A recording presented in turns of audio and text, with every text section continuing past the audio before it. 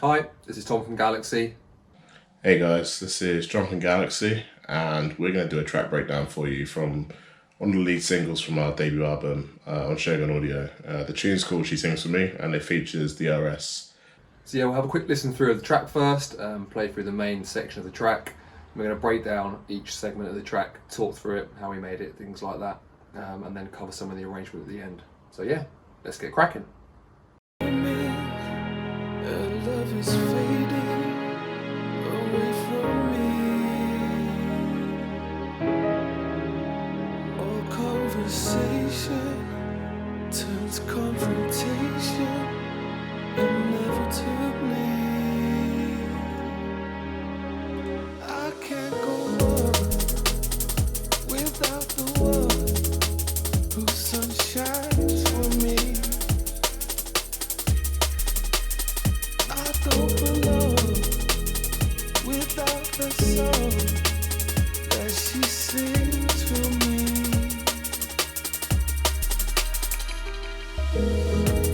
When conversation, she leaves me breathless. I feel it sinking and I fear I finally get this combination. Failing at the vital basics, don't think we're gonna make it. Distress signals to the mother spaceship. Failing at the vital basics, don't think we're gonna make it. Distress signals to the mother. So yeah, we'll start with the drums, sort of talk through each element. So here they are.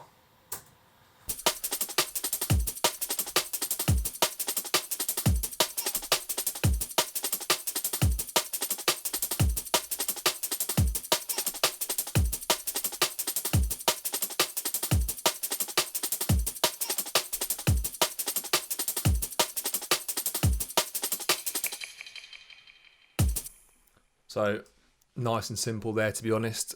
Basically based around a chopped up think break, which is this sample here. I think it's from a Ray Keith sample pack that we got it from. That's the main foundation of the drums. What we've done is gone into the audio file in Ableton, and essentially you can shorten the transients in the clip here. So that's what it sounded like originally. We've taken that right down. Just keeps everything nice and tight. Gives a lot more space with other elements in the track to kind of push through. But yeah, that's what we've done there. Really simple. So the kick. Over to John. Yeah, so kick. We tend to use quite a lot of house and techno kicks, just because they give a different character. We tend to sort of steer clear, apart from breaks, we tend to steer clear of drum and bass samples and sample packs. So because of that, we basically tend to load the kick into a sampler or sampler as well, confusingly. But yeah, it just allows us to put an envelope on the drum or on the sample shape. So we've basically taken a bit of the tail out just to make it shorter and punchier. Again, obviously because it's a sort of house or techno sample at 120 BPM, you can get away with having longer sort of tails basically because there's more space to fill. But when you speed it up to 174, that suddenly becomes too busy.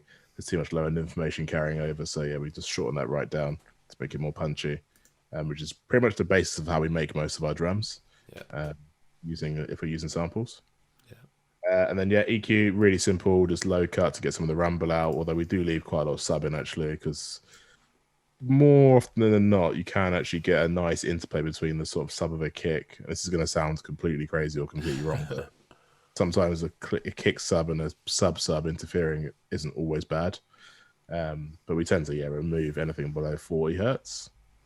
And then just a slight bit of compression just to control it and sort of level everything out and bring out a bit more of the high end as well. Yeah, so if you mute that, sounds a bit more dull, gives a nice pop to it. Yeah, and then obviously, so there was we've monoed it as well, just old habits, and saturator. So yeah, the Ableton built-in saturator is actually quite a key plugin for us. We use it on a lot of different sounds. It's actually a really nice sounding saturator. So yeah, just add a bit of drive. Yeah, so I think simplicity is the name of the game with that kick as well. It's just playing on the beat every bar. Again, nothing. Get quite a lot of character as well from the break itself. So although the break's been obviously high passed, There's still some kick information in there in the sort of mid to high range, which adds a bit more character on top. So the kind of combination of the kick we've used to sort of reinforce a break plus the break builds that is the kick sound essentially. So yeah, that is kind of most of the drums there, to be honest. We've got some other textures down here which kind of just fill out a bit more space. We've got this wet shaker which we have used on a kind of few projects really. It's usually in the background of the mix, but it's just two really short tambourine samples that we just programmed in MIDI in Ableton. Nothing fancy there. Well, a reverb on it as well, isn't it? Yeah, so it's just basically cut out all the nonsense with the EQ as well. No low end in there, just really rolled off the high end, so it's nice and subtle. And just, yeah, Ableton stock reverb's done the job for us there. Don't always use that, but in this instance it works nicely. That just adds a nice bit of sort of space over the drums. Secondary break here. Just a bit more of a percussion-y kind of break that we've really shortened up and chucked in there, just for a bit more interest to the drum sound. And then, again, a really short sample of a tambourine, again, that we've taken the transient length down a bit in Ableton. And that is all the drums are, really, apart from a little bit of variation on the second 32, with a kind of like splashy ride cymbal over the top. Little tambourine pan to the left for a bit of fruitiness there as well. Then we've got this little roll off at the end of each bar as well. So yeah, group processing. Over to John for that one. Yeah, so we tend to use groups processing Ableton. I guess the reason being is I guess people use send and returns, kind of more the old school lot, or if you've got kind of an underpowered machine, it's a good way to do processing. But yeah, we've both got fairly new computers and fairly new MacBooks, so it makes sense to do it that way. Yeah, so drums, we tend to kind of follow a similar-ish template for most of our drums. It's always going to involve this plugin from Slate, which is our mix rack, virtual mix rack. Which basically just contains loads of analog emulations of like classic bits of gear. Which you'd find in multi-million-pound studios. So it's a nice way just to add a bit of life and a bit of interest to the drum sound. Yes. So yeah, we've got this virtual mix bus first, which is just driving the input a little bit. Then made some very slight changes with this custom series equalizer, just to add a bit of high end, take out a little bit of the mids and give the lows a little boost.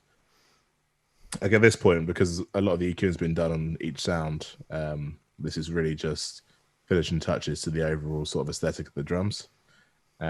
This bomber, which is kind of like a saturator plugin, this is probably the most extreme sort of effect on this group, but it's not doing that much actually. It's just adding a bit of distortion to the drums. And then this revival plugin, which is kind of like witchcraft really. This shimmer knob just tends to make all high ends sound really nice. You can overdo it with it, but use in moderation. It just tends to improve most things it's put on. And then the thickness just adds this sort of similar level of niceness to the low end as well, just a bit more punch. So without it sounds like this. Sunshine. Add it back in. Really nice shimmer, as it says in the tin. There you go. Cool. Yeah, and then just finishing touches, a little bit of EQ, it looks like. Yeah. Just rolling off the nonsense at the bottom. Business, that's just rolling off a little bit at the bottom, rolling off anything above sort of 18K as well. Yeah. No other EQ needed on the group. Yeah. And then a compressor, which actually isn't really doing a great deal at the end, probably was just there to make us feel better. So yeah, like I think with that whole drum group, as our drums go, it's really simple. Like sometimes you get a bit more technical with the drums and way we sort of integrate other samples and sounds in there, but this is just a rollout. Kept it nice and kind of laid back, and just kept it sounding nice and fluffy, really. Yeah, you can see the original project was called Deep Jazz Viber, and I guess the inspiration was just kind of trying to keep things sounding organic as possible. So in terms of complexity, this is one of the quickest tunes we've probably ever written, to be honest. Yeah, definitely. As soon as the piano was down and the basic drum structure, it didn't take long to finish this. Yeah, cool. Yeah, moving on in the project, now I've got the piano, which is kind of the main feature of the track really. So we'll just run through that, play it back to you for you, and then yeah, here we go.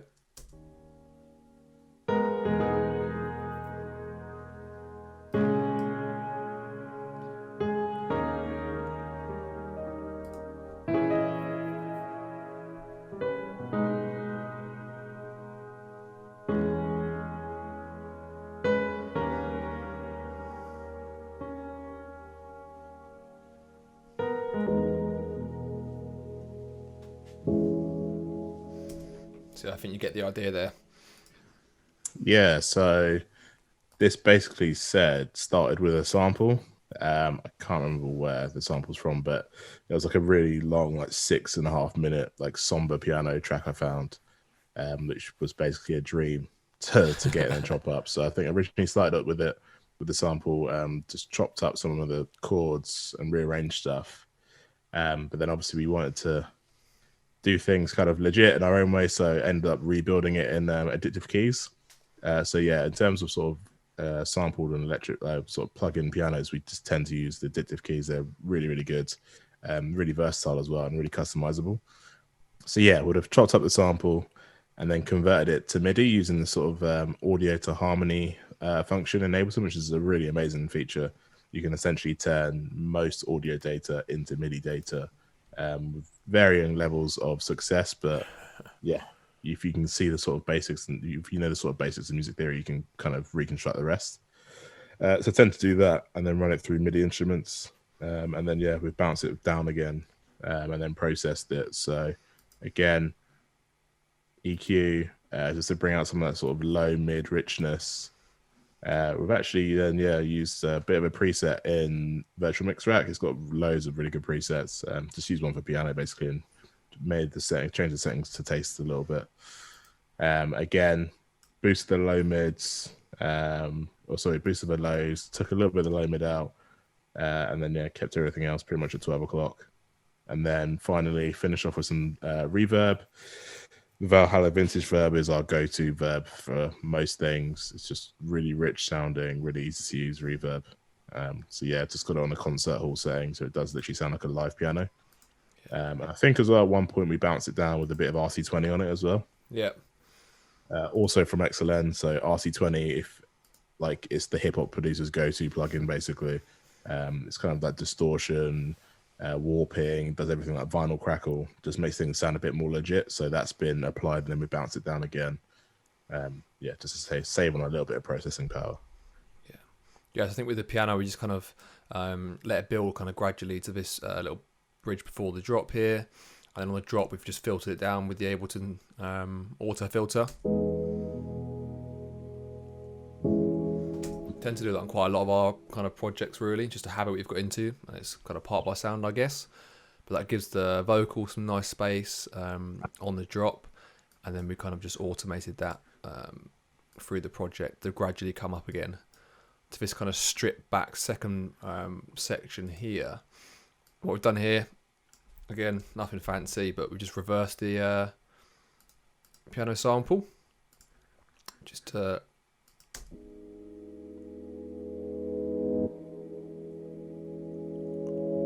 again add a bit more kind of interest and variation to the track. And then with the second part we've cut here, we've used Tal Dub, which is our kind of go-to dub delay plugin, which just sounds so nice. We absolutely hammer that.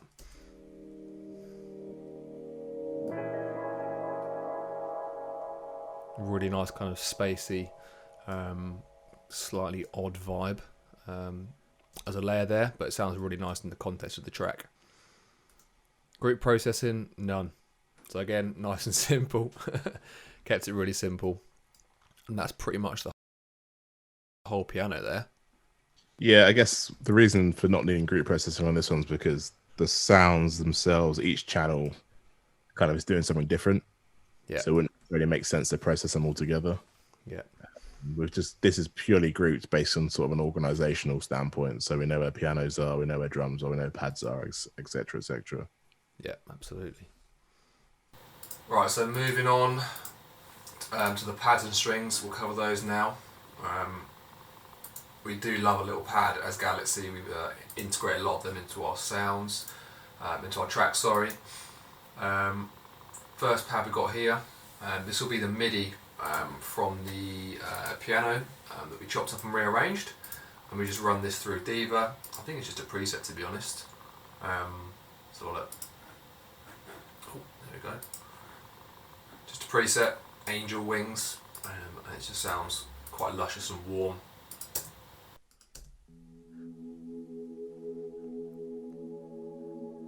Yeah, so I remember with this as well, we basically simplified the chords just to take the kind of higher notes or higher register notes from the full chord structure, just to add a little bit of sort of interest on the top end, because between the piano and the sort of main pad, you get quite a lot of rich low mids. Yeah.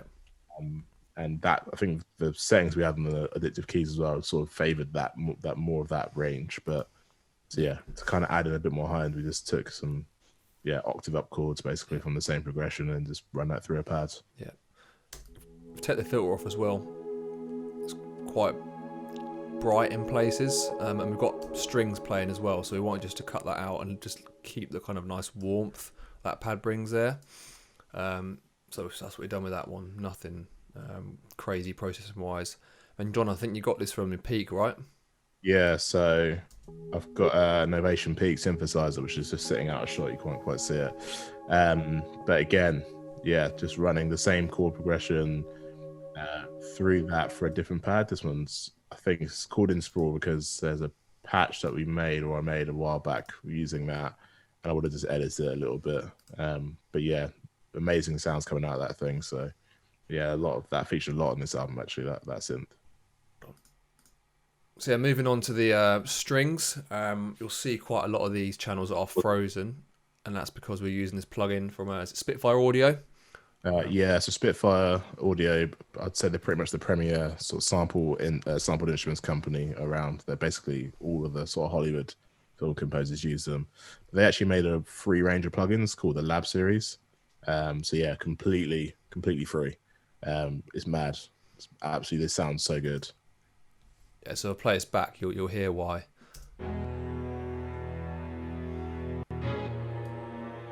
PC's not hacking it.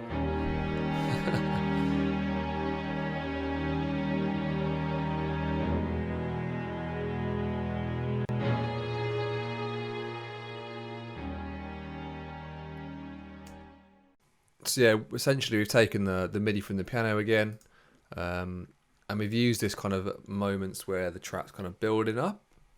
So for example here, in terms of the arrangement, it's just before the breakdown to the first drop, and again coming back into the second drop, we've got this kind of tension building. So if you just play through from here.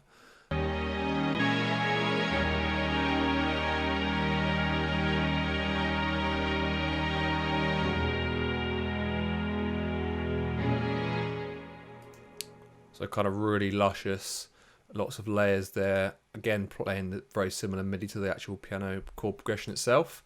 But yeah. Yeah, we did split it out a little bit though, I guess kind of to mimic a string quartet to a certain degree. Like we've got certain bits playing the high strings, more like legato bits playing the main progression. It just creates a bit of interest. And obviously you can pan stuff left and right as well, as what we've done here as well. We've got these sort of short staccato strings panned left and right, which are really subtle, but it just adds a bit more tension to the sound as well.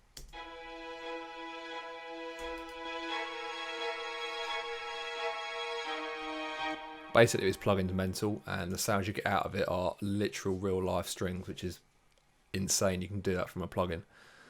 For free as well. That's the most important thing. It's free. Free. Definitely, everyone should go grab this. They're insanely good. Yeah, we haven't really processed them much either. Just a bit of reverb and EQ, nothing fancy. And again, just on the group, again, our old friend Valhalla, vintage verb there.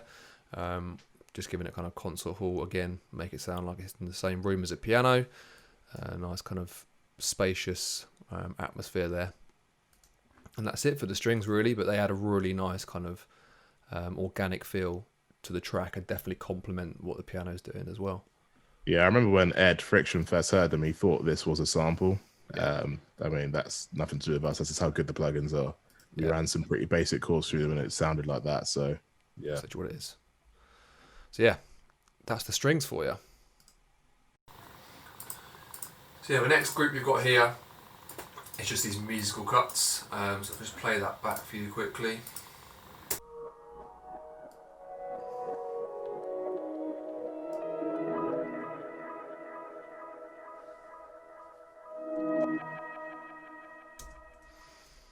So these are basically just little musical chops that we've put in there just to kind of support the main piano and add a bit of interest again. That's the name of the game here, simplicity, and then little cuts here and there just to keep things going really. Yeah, and I think at the end of there's a nice little 3-note thing we've done in MIDI at the end of each piano phrase as well.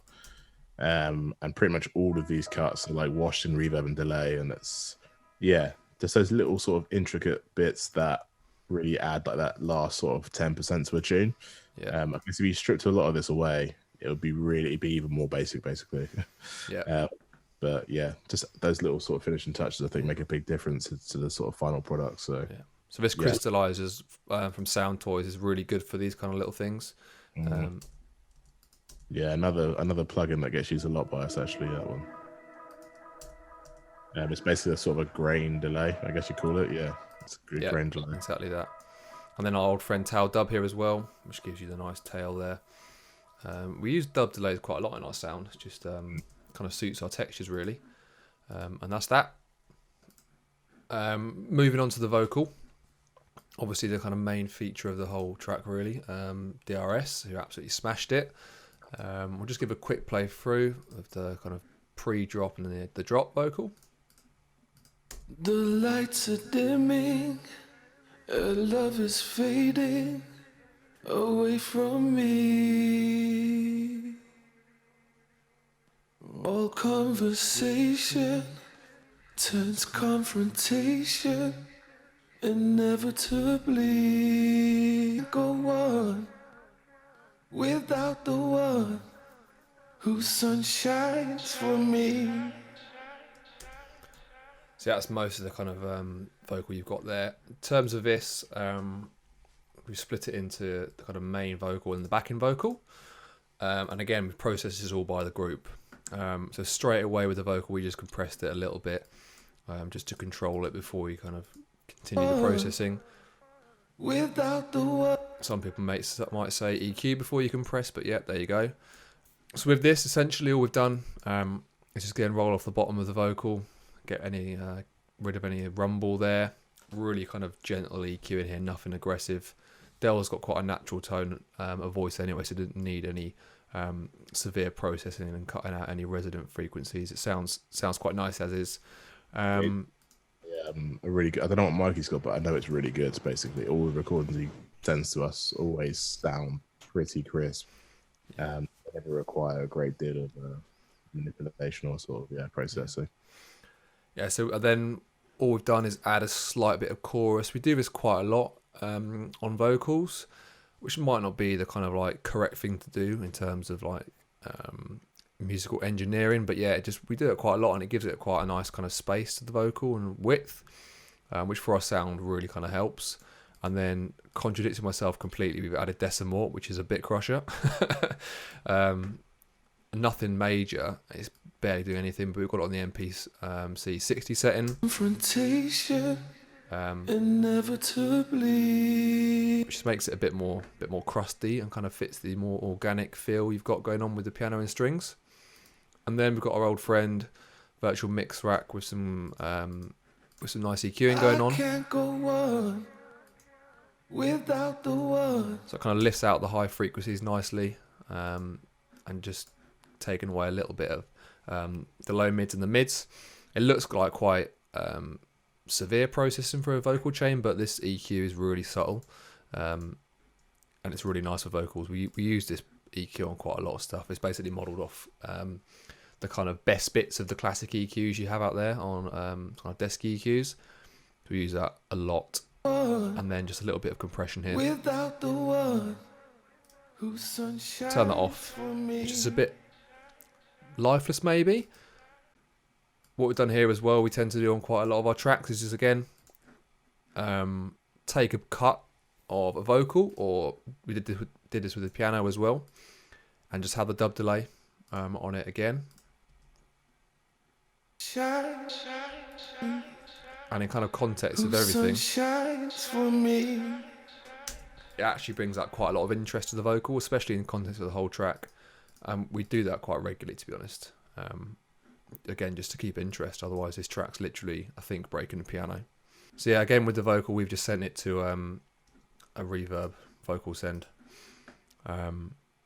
which is just an Ableton stop plugin, which just adds again a nice bit of space to the vocal. Yeah, and so we separated out the rap and the sort of vocals, sort of chorus, into two different groups. I guess the reason behind that was we wanted to have the rap sound a bit drier. Probably could have just set up a separate send for it, but it seemed to make sense at the time. So the same thing. But yeah, the rap's pretty much got the same processing. Obviously, Dell's got a really deep and sort of powerful voice, so we wanted to sort of maintain that same aesthetic across both the vocal, sort of singing part, and the rap part. So with the rap, in terms of the sort of balance with the chorus, it just brings a nice call and response to it, and arrangement wise as well. Probably just worth comment on that. We've actually got in the sort of pre-drop breakdown of the track, we've got the vocal that runs all the way from that through the first 16 of the drop, with the rap coming in quite late. So it's not the sort of most standard arrangement, especially for a drum and bass tune, I don't think. But because Dell's done both parts, kind of really wanted to just give it space for him to just express what he's expressing throughout the whole track in that one solid block. And then obviously in the second drop, it's much more instrumental, it's much more of a rollout. But yeah, there's much, I'd say the content and the meaning of the tune, a lot of it's in the first half of this tune. Failing at the vital basics, don't think we're gonna make it. Distress signals to the mother spaceship. Yeah, when you play them both side by side, you can like tell that the rap has less reverb on it, and it's much more kind of central and powerful. And then when the vocal comes back in, it's again nice and floaty, which kind of again suits the kind of progression and vibe of the track.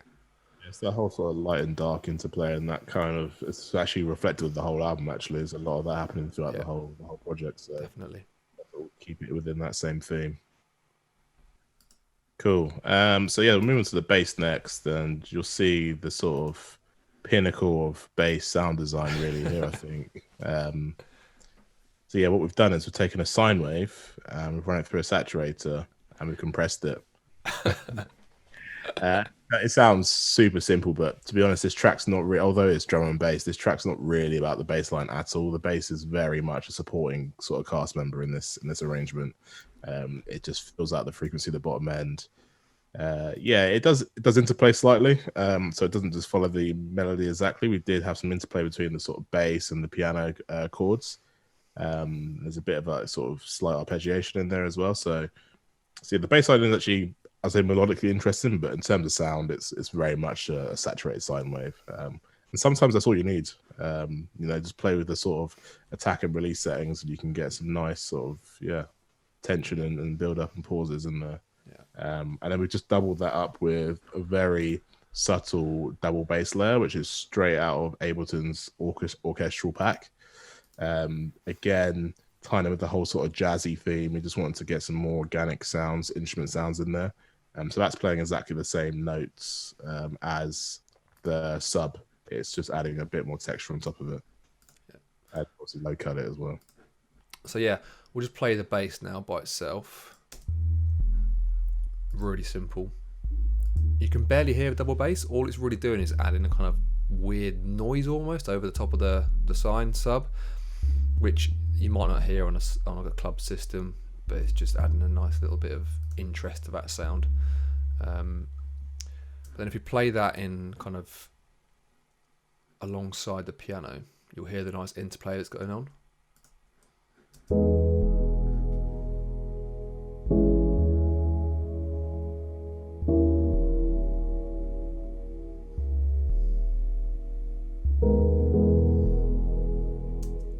So they almost kind of like connect together. Without the sub, the piano might sound a bit static, and then vice versa really. So basically just complement each other, kind of like the vocal and the whole like call and response with the rap and the chorus. Just keeps the track flowing nicely and a nice bit of interest there.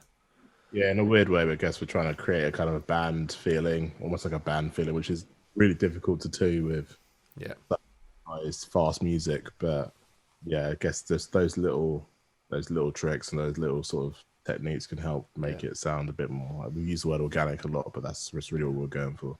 Yeah. If you're like an up and coming producer, you might sort of laugh at how simple this bass line is. But when we started out, we were doing all sorts of crazy stuff with like trying to do sound design and crazy bass noises here and there.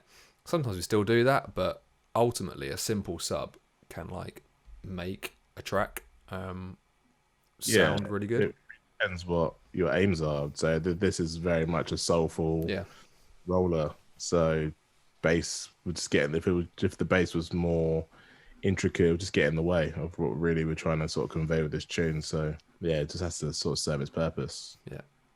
Group processing on there. All there is sidechain compression for kick. Again, nothing groundbreaking, but just helps the tune when it comes to the mixdown stage, really. Moving on to the effects. Again, these just add little bits of tension and interest to the track. So simple reverse crashes, and we've got these weird little cuts throughout as well, which if you play that in context of the whole tune,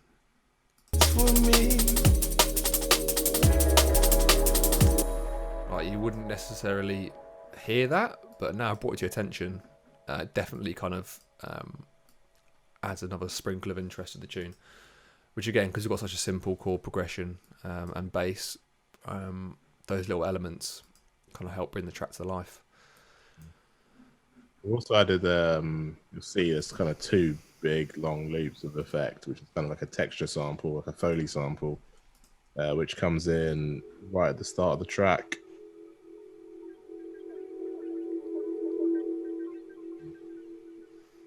Just some weird warbly sounds. Yeah, it just so happens to be in the right key, basically.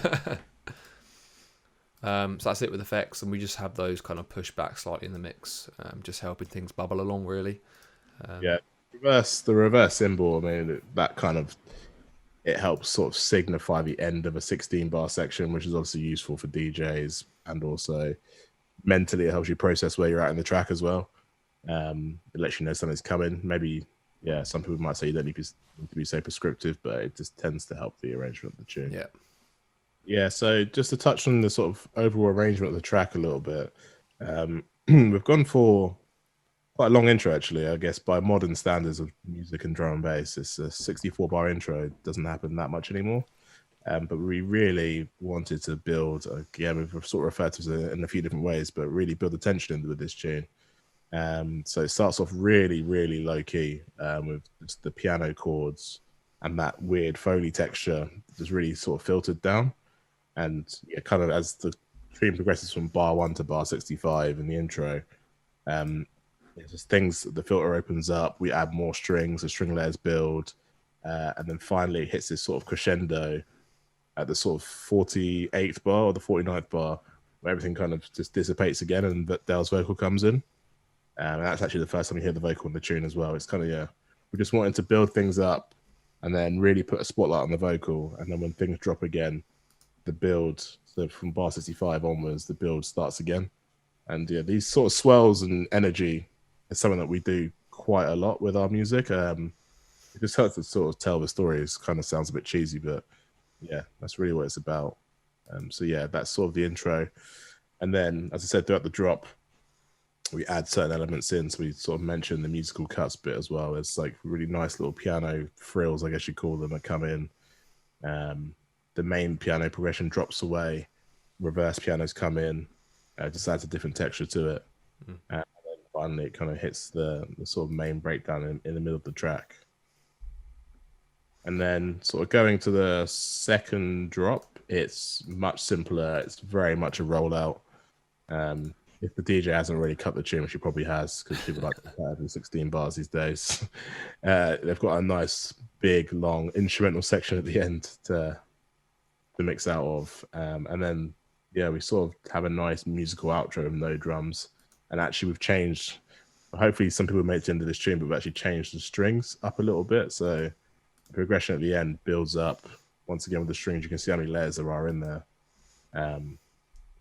We sort of elongate this really long held chord at the end as a sort of final piece to the song, really.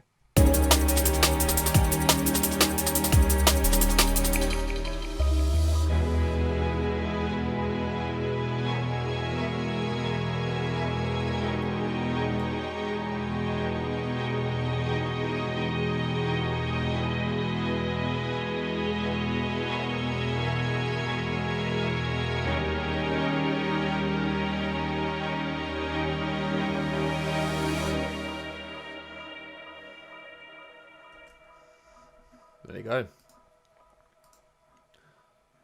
That's pretty much the arrangement then done. Yeah, so that's pretty much the whole track. She Sings For Me, obviously on our album Research and Development featuring DRS. Yeah. Thanks for tuning in. Peace.